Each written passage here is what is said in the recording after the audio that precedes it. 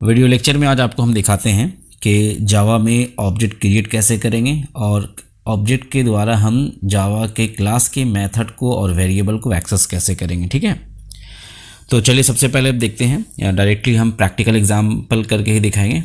तो स्टार्टिंग सबसे शुरू करते हैं हम क्लास से। एक क्लास बनाते हैं टेस्ट के नाम से। ठीक है, इसमें एक वेरिएबल ले लेते हैं हम। फॉर एग्ज़ाम्पल हमने ले लिया आई और वेरिएबल हमने यहाँ पे लिया आई। उसके बाद इसमें हम एक मेथड ले लेते हैं। मेथड का नाम हम मान लेते हैं void test1। ठीक है, इस तरीके से हमने यहाँ पे एक वेरिएबल लिया और आई में हमने डाल दिया 10। राइट, तो इस तरीके से आई में हमने 10 डाल दिया। उसके बाद इसको हम जो है यहाँ पे क्लोज कर दिया हमने। एक और मेथड हम ले लेते हैं रिटर्न टाइप मेथड। आपको पता है आपने C++ में पढ़ा ही होगा कि मेथड के पहले अगर कोई रिटर्न टाइप कोई डेटा टाइप लगाते हैं तो वो रिटर्न हो जाता है। ठीक है, तो यहाँ पे हमने एक वैल्यू के नाम से, फॉर एग्जांपल वैल्यू के नाम से हमने एक रिटर्न टाइप लिया और यहाँ से हम जो हमारा वैल्यू है आई उसको हम यहाँ से रिटर्न कर देंगे स्क्वायर के फॉर्म में। एग्जाम्पल कुछ भी हो सकता है, कोई भी प्रोग्राम हो सकता है। हम सिर्फ आपको एग्जाम्पल दिखा रहे हैं कि कैसे हम ऑब्जेक्ट के द्वारा एक्सेस कर सकते हैं हम किसी भी दूसरे क्लास के मेंबर को, उसके मेथड को, उसके वेरिएबल को। ठीक है, तो इस तरीके से आपका समझना प्रोग्राम आसान हो जाएगा। इस तरीके से हम यहाँ पे कोडिंग लिख सकते हैं। तो ये हो गया हमारा ये बंद और एक हम फाइनली क्लास का बंद कर देते हैं। ठीक है, तो इस तरीके से आपको अच्छे तरीके से समझ में आ जाएगा अगर इसको हम इस वे में कर दें, क्लास वाले को सबको इस तरीके से।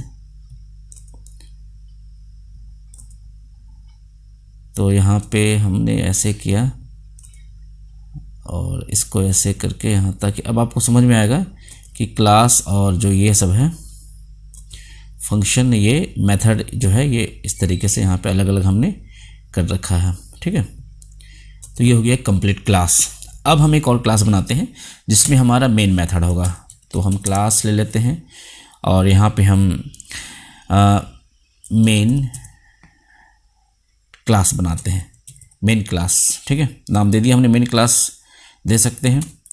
उसके बाद यहाँ पे हम उस क्लास का पहले हम ये लिखेंगे पब्लिक स्टैटिक। पब्लिक हमने लिखा, उसके बाद पब्लिक के बाद स्टैटिक लिखेंगे, स्टैटिक वॉइड लिखेंगे यहाँ पे।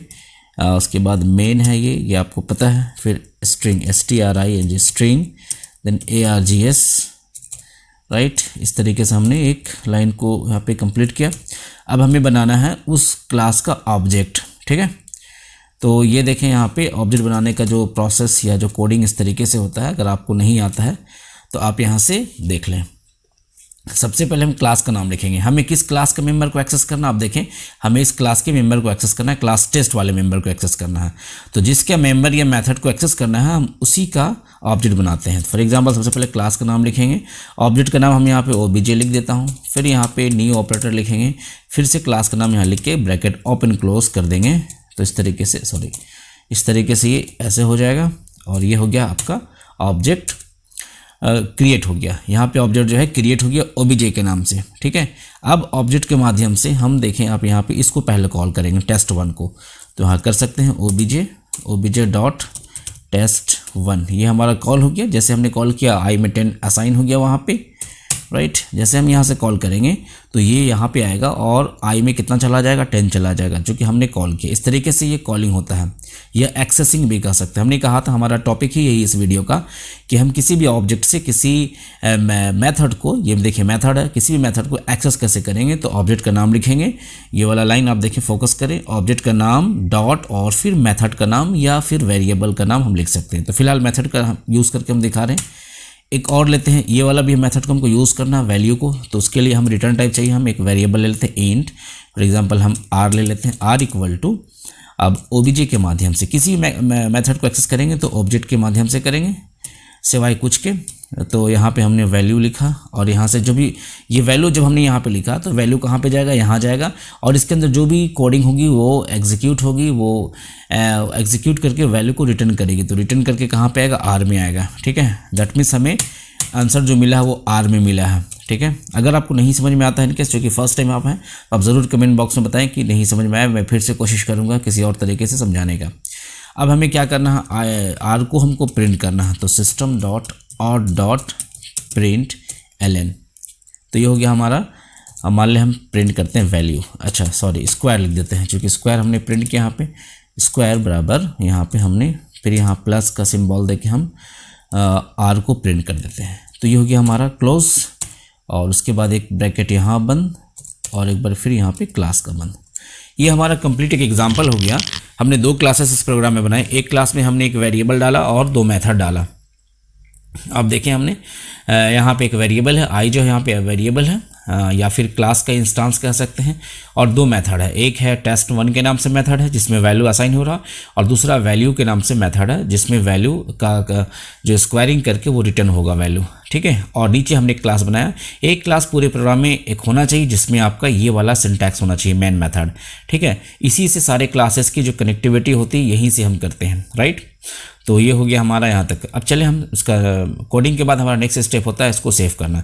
तो हम इसको सेव करते हैं। सेव हम करेंगे जहाँ पे हमारा स्टोर्ड है, तो JDK बिन है, चूँकि हमने अभी यहाँ पे सेट नहीं कर रखा पाथ, तो डायरेक्टली हम बिन में सेव करते हैं। हमारा मेन क्लास का नाम क्या है आप देखें यहाँ पे, मेन क्लास का नाम हमारा है मेन क्लास, ठीक है। तो मेन क्लास डॉट जावा के नाम से हमने सेव कर दिया, ठीक है।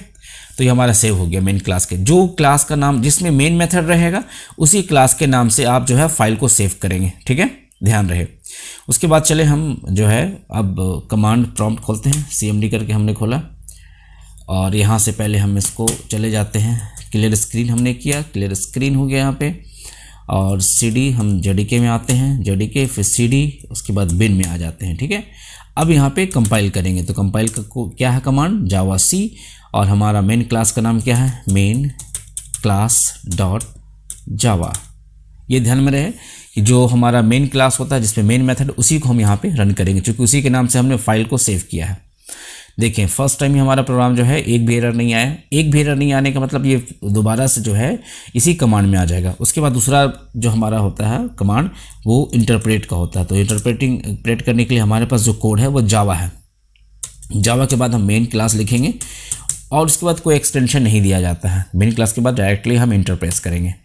तो देखिए स्क्वायर इक्वल टू 100 आया। हमारा क्वेश्चन क्या था, हमने आई में कितना लिया था आप देखें यहाँ पे। अगर हम मिनिमाइज़ करते हैं तो हमने आप देखें यहाँ पे हमने आई में 10 लिया था, 10 × 10 हमने किया यहाँ पे, और फिर हमने यहाँ से कॉल किया। तो आप देख सकते हैं एक ऑब्जेक्ट के माध्यम से हम यहाँ पे कैसे मेथड को एक्सेस किए कि ये वाला मेथड एक्सेस हुआ, दूसरा ये मेथड एक्सेस हुआ है, ठीक है।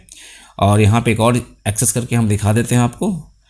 यहाँ मान लें एक और हम वेरिएबल लेते हैं जे, ठीक है।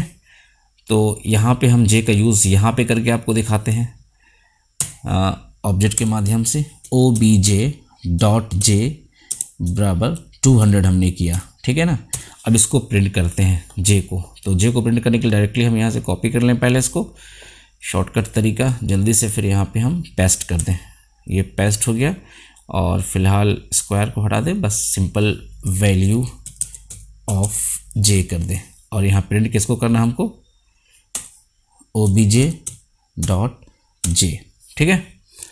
तो इसको अब फाइल को सेव करें, जो भी चेंजिंग होगी उसको हमको सेव करना है।